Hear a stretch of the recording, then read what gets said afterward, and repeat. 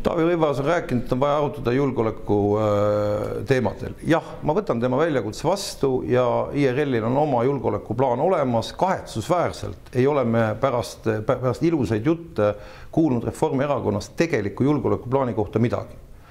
Ma tuletan kõigepealt meelde seda, et Reformierakond on aastaid ja veel alles mõni kuu tagasi soovinud Eestisse sisse viia palgaarmeed. Umbes nii nagu Lätis, mis sisuliseks tähendaks rahva iseseisva kaitsetahte tapmist. Reformierakond veel mõned kuud tagasi ründas Kaitseväe ja Kaitseministeeriumi poolt välja töötatud riigikaitse arengukava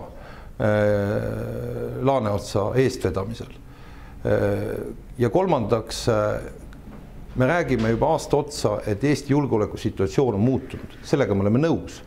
Kui Eesti julgeolekusituatsioon on muutunud, siis aasta jooksul oleks pidanud ammu valitsus lauale panema uued julgeolekupoliitika alused. Uued julgeolekupoliitika alused on tegelikult alus, mille järgi on võimalik planeerida riigikaitset, meie igapäevast välispoliitikat, ka sõjalise riigikaitse plaani. Täna kehtib vana julgeolekupoliitika alused, kus see on ametis oleval valitsusel.